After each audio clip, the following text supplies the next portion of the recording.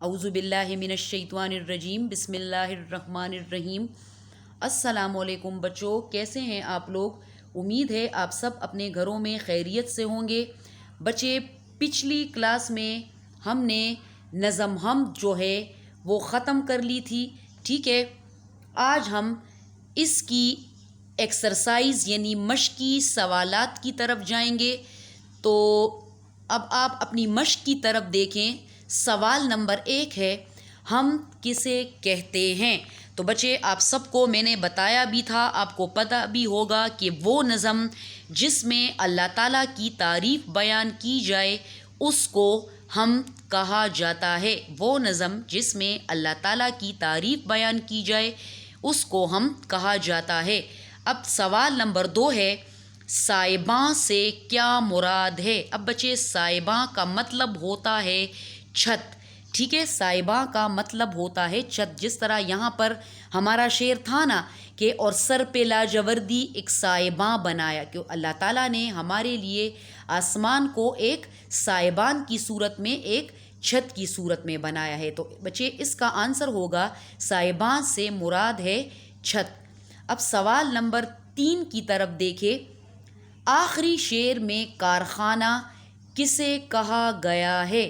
اب بچے، آخری شعر میں اگر آپ دیکھیں، اوپر آپ کو نظر آ رہا بھی ہوگا کہ یہ کارخانہ تو نے ہر چیز سے ہے تیری کاریگری ٹپکتی، یہ کارخانہ تو نے کب رائے گا بنایا۔ اب بچے، یہاں پر شاعر نے کارخانہ جو ہے وہ دنیا کو کہا ہے، ٹھیک ہے، کہ اللہ تعالیٰ نے دنیا میں ہمارے لیے ایسی، اس دنیا کے کارخانے میں ایسی کوئی بھی چیز نہیں بنائی ہے جو بیکار ہو، جس کا کوئی مطلب نہ ہو۔ تو ہم کہیں گے کہ آخری شعر میں کارخانہ جو ہے وہ دنیا کو کہا گیا ہے، ٹھیک ہے۔ اب نیکسٹ کویسچن کی طرف دیکھیں۔ بچے، اس کویسچن کی سمجھ آپ کو آ گئی ہے نا کہ آخری شعر میں کارخانہ دنیا کو کہا گیا ہے۔ اب نیکسٹ کویسچن ہے، آب رواں کس لیے پیدا کیا گیا؟ آب، اب بچے، آب کا مطلب ہے پانی اور رواں کا مطلب ہے بہتا ہوا، یعنی آب رواں، یعنی آب رواں کا مطلب ہے بہتا ہوا پانی۔ تو یہاں پر کیا بتایا گیا تھا آپ لوگوں کو کہ اللہ تعالیٰ نے آب رواں کس لیے پیدا کیا ہے؟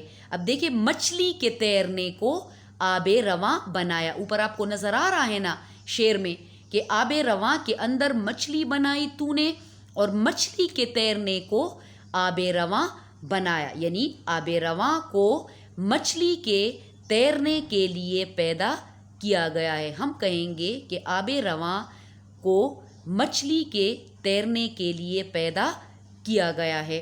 اب نیکسٹ کویسچن ہے، اللہ تعالیٰ کی دی ہوئی 5 نعمتوں کے نام لکھے۔ تو بچے، ہمارے پاس بہت ساری نعمتیں ہیں، ٹھیک ہے۔ اب آپ نے اس کویسچن کا آنسر خود لکھنا ہے۔ اب بک میں جو بھی نعمتیں ہمارے پاس مینشن ہیں اس نظم میں، تو اس کے علاوہ آپ نے اپنے پاس 5 نعمتوں کے نام لکھنے ہیں، ٹھیک ہے۔ اب نیکسٹ پیج پر آپ دیکھیں، کویسچن ہے، ان الفاظ کو حروف تہجی یعنی الفبائی ترتیب سے لکھ کر ان کے معنی درج کیجئے۔ درج کیجئے یعنی لکھیں۔ اب الفبائی، اب بچے، الفبائی کا مطلب ہے جس طرح ہمارے پاس حروف تہجی ہوتے ہیں، الف با پا تا ٹا سا، ایک سیکوینس میں ہوتے ہیں نا، ٹھیک ہے۔ تو یہاں پر آپ کے لیے کچھ الفاظ دیے گئے ہیں اور کہا گیا ہے کہ ان کو پہلے الفبائی ترتیب میں لکھے۔ الفبائی ترتیب کا مطلب یہ ہے کہ جس طرح الف ہوتا ہے، پھر اس کے بعد بے آتا ہے، پھر تا آتا ہے، پھر سا آتا ہے، ٹھیک ہے۔ تو آپ نے یہاں پر ان الفاظ کو دیکھنا ہے کہ اب حروف تہجی کے لحاظ سے ہمارے پاس پہلا لفظ کون سا آتا ہے۔ تو دیکھیں، حروف تہجی میں ہمارے پاس سب سے پہلے الف کا لفظ، الف کا حرف ہوتا ہے نا، ٹھیک ہے۔ تو اب یہاں پر آپ دیکھیں آب رواں۔ اب آب رواں آپ پہلے لکھیں گے تو آب رواں کا مطلب ہے بہتا ہوا پانی۔ اس کے علاوہ اس کے بعد ہمارے پاس ہے تا، تسبیح خواں۔ تسبیح خواں کا مطلب ہے اللہ تعالیٰ کی حمد و ثنا کرنے والا، ٹھیک ہے۔ الفبائی ترتیب سے پھر آب رواں کے بعد ہمارے پاس آئے گا تسبیح خواں، ٹھیک ہے۔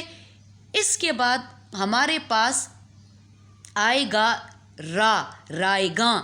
ٹھیک ہے, اگر آپ حروف تہجی پڑھے تو تا کے بعد آگے ہم جائیں تو یہاں پر ان الفاظ میں رائگاں پہلے آئے گا. ٹھیک ہے, رائگاں کا مطلب ہے بیکار.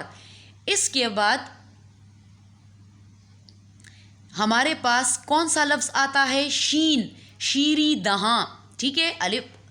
ٹھیک ہے, را کے بعد اگر آپ الف باپا یہ سارے حروف تہجی پڑھیں تو سب سے پہلے ہمارے پاس کون سا حرف آتا ہے؟ شین کا. تو یہاں پر شین سے ہمارے پاس کون سا لفظ ہے؟ شیری دہاں. شیری دہاں کا مطلب ہے منہ میٹھا ہونا. ٹھیک ہے, شیری دہاں یعنی منہ میٹھا ہونا. ٹھیک ہے, اس کے بعد پھر کون سا لفظ ہمارے پاس آئے گا؟ آپ دیکھیں, کاف سے کھنڈر. ٹھیک ہے, کھنڈر. کھنڈر کا مطلب ہے ویرانہ, ویران جگہ, ٹوٹی پھوٹی جگہ کو کھنڈر کہا جاتا ہے. اور اس کے بعد ہمارے پاس آخر میں آئے گا لاجوردی, لام سے. ٹھیک ہے, لاجوردی یعنی ہلکا نیلا رنگ. ٹھیک ہے, اب یہ ہمارے پاس الفبائی ترتیب بھی میں نے آپ کو بتا دی کہ حروف تہجی کے لحاظ سے آپ نے اس کو لکھنا ہے اور پھر اس کے معنی بھی لکھنے ہیں, میں نے آپ کو بتا دیا ہے.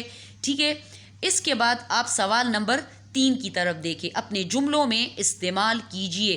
اب معنی میں آپ کو بتاتی ہوں اور جملے آپ نے اس کے خود بنانے ہیں. ٹھیک ہے, خوش ذائقہ. خوش ذائقہ کا مطلب ہے جو ہے اچھے ذائقہ اچھے ذائقے, جس کا ذائقہ اچھا ہوتا ہے, لذیذ مزیدار. خوش ذائقہ کا مطلب ہے لذیذ یا مزیدار. پھر ہے رونق بخشی. رونق بخشی یعنی دنیا کو رونق دی. ٹھیک ہے, رونق بخشی تو اللہ تعالیٰ نے سورج کے ذریعے دنیا کو رونق بخشی, روشن کرنا. رونق بخشنا یعنی روشن کرنا. تسبیح خواں. تسبیح خواں کا مطلب ہے حمد و ثنا کرنے والا, اللہ تعالیٰ کی تسبیح پڑھنے والا, حمد و ثنا کرنے والا. رائگاں. رائگاں کا مطلب ہے بیکار. ٹھیک ہے, یہ سارے جملے آپ لوگوں نے خود بنانے ہیں. کھنڈر. کھنڈر کا مطلب ہے ویرانہ. ٹھیک ہے, اب نیکسٹ کویسچن آپ دیکھیں سوال نمبر 4 کی طرف. مکہ, دہاں, جہاں ہم آواز الفاظ ہیں, انہیں ہم قافیہ الفاظ بھی کہتے ہیں. ٹھیک ہے, ہم قافیہ الفاظ بچے کلاس 6 میں ہم پڑھ چکے تھے. ٹھیک ہے, وہ الفاظ جن کے معنی الفاظ بھی چینج ہوتے ہیں, معنی بھی چینج ہوتے ہیں, لیکن یہ ایک جیسی آواز نکالتے ہیں. جیسے تعریف ہے یہاں پر, تو تعریف کا ہم قافیہ کیا ہے؟ شریف, ضعیف, حریف. ٹھیک ہے, اب یہاں پر وہ آپ سے کیا مانگ رہے ہیں کہ آپ اسی طرح خاک کے 5 ہم قافیہ الفاظ لکھیں. تو خاک کے 5 ہم قافیہ الفاظ کون سے ہوں گے؟ خاک, ناک, دھاک, ڈاک. ٹھیک ہے, تو یہ سارے آپ نے اس کے ہم قافیہ الفاظ لکھنے ہیں. ٹھیک ہے, خاک کے. اب ہے حمد کا مرکزی خیال. ہم بچے مرکزی خیال جو ہوتا ہے نا, جو مین آئیڈیا ہوتا ہے. اب حمد کا مرکزی خیال کیا ہے کہ اللہ تعالیٰ جو ہے وہ نظم جس میں اللہ تعالیٰ کی تعریف بیان کی جائے اس کو حمد کہا جاتا ہے. ٹھیک ہے, اب حمد کا مرکزی خیال یہ ہے کہ اللہ تعالیٰ نے ہمارے لیے اس دنیا میں بہت ساری نعمتیں پیدا کی ہیں, جن میں سے کوئی بھی چیز جو ہے ہمارے پاس بیکار نہیں ہے.